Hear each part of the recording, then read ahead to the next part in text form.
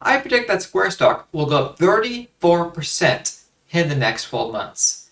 Here's why. I'll go over Square's business, their financials, my DCF valuation model, and what I plan to do. So grab a coffee, stick around for a bit, and let's dive right in. Square, as you know, is the fintech giant. Square has two main segments it reports on, Cash App and Seller. Let's start with Seller. The Seller segment includes Square's managed payment services, software solutions, hardware, and financial services offered to sellers, excluding those services that involve Cash App. The Seller segment includes these POS terminals that you see in this image, and those mag stripes that you all know. Mag stripes are very useful actually for people on the go, say contractors. Square announced in January 2021, almost a year ago, the launch of Square for Retail, a new full POS system to help retailers run their businesses. The new service will provide seamless integration with Square Online.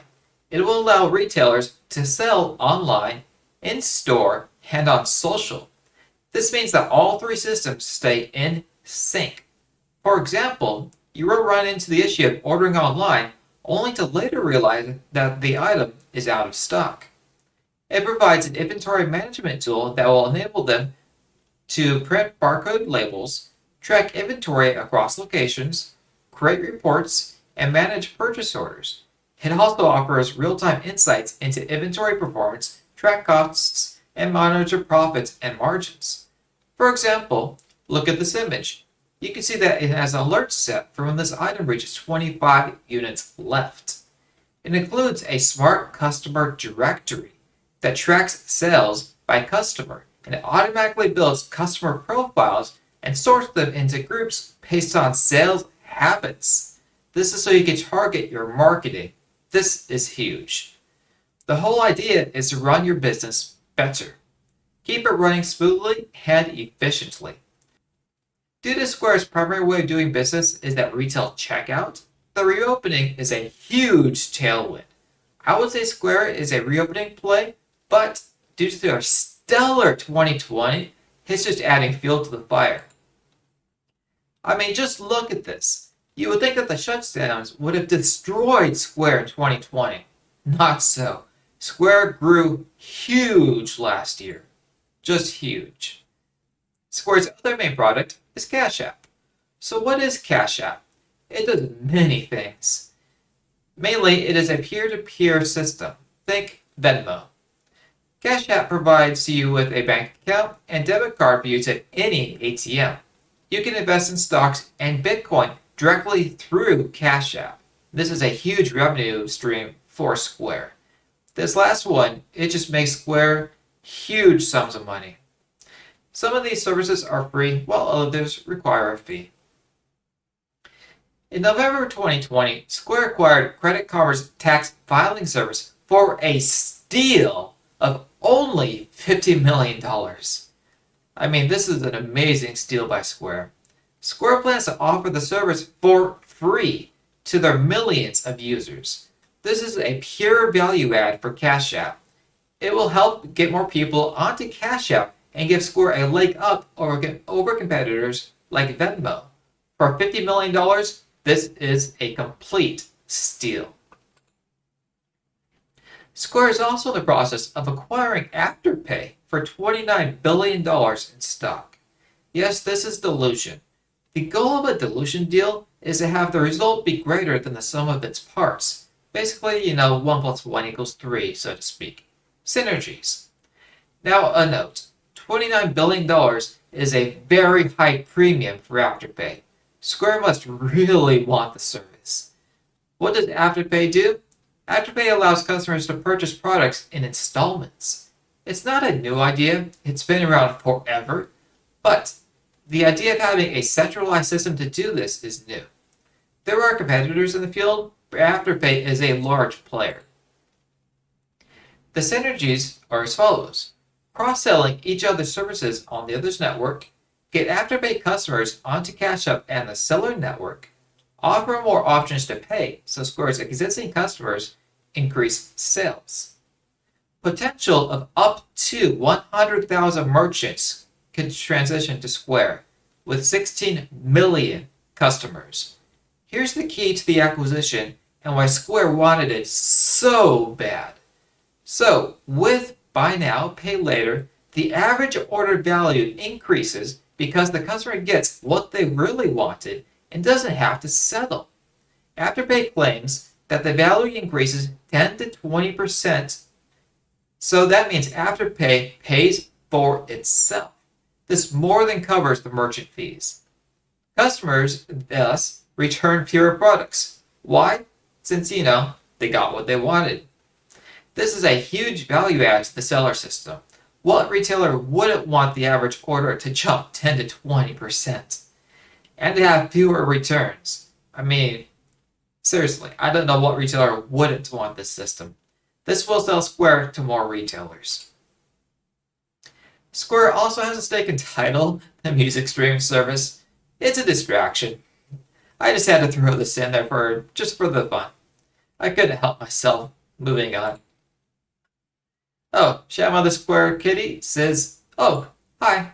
Let me take out my face. Oh, almost forgot. I'm Brian, the Finance Ninja." Next up, financials. After financials, I'll show you my DCF.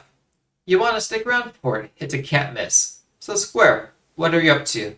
74% on the year. Holy cow. Market cap, $123 billion. Forward PE, 145. That's a large forward PE. But let's see if Square's growth makes up for it. Revenues are up from $1.7 billion in 2016 to nearly $16 billion trailing 12 months. That is monstrous. Cash, $5.6 billion. Not bad, not bad. The number to look at here is the EBITDA growth. Look at that year-over-year number from 2020 to trailing 12 months. Year-over-year, $45 million to $433 million in 1 year. Whoa boy. It's about cash up and that reopening. Just wow. Let's see, how's debt doing? $6.1 billion in long-term debt. Net debt, $535 million. Not bad. Net debt should reach zero soon. Analyst sentiment is nice. 27 are either bullish or very bullish, 11 neutral, and only 4 bearish or very bearish. I'm sorry for that Borat reference earlier. I'm sorry. Target price, $295.90. I think this target is a joke. I'll show you why soon. Let's see how Square did last quarter. Let's see. Are my eyes deceiving me? Gross profit up 91% year over year. Adjusted EBITDA up 268% year over year. And remember, this is adjusted EBITDA, so this excludes one-time items. It's massive. Cash out gross profit up 94% year over year, 120% 2-year CAGR. Square is in beast mode. Fintech giant.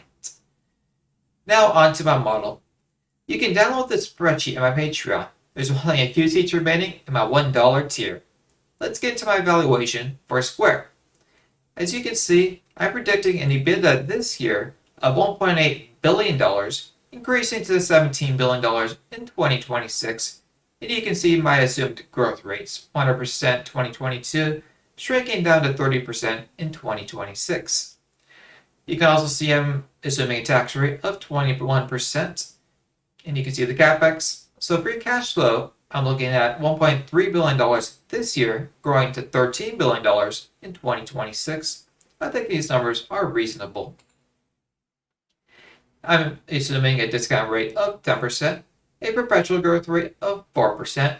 That indicates a today's value of $171 billion, a fair value of $372.04. And here is my multiple model.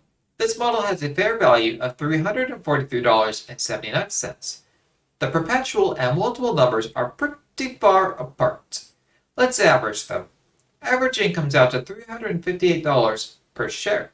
This is my 12-month price target for an upside of 34%. So what am I doing? I'm actually holding. I think there are better values out there for new money, in my opinion. But I am holding my stock in Square currently. You can see a few of these other better value offers at my Patreon. My cat says don't forget to smash the like button and subscribe. Thank you to my subscribers. Thank you to the patrons. You guys are amazing. Thank you for watching, and I'll see you in the next one.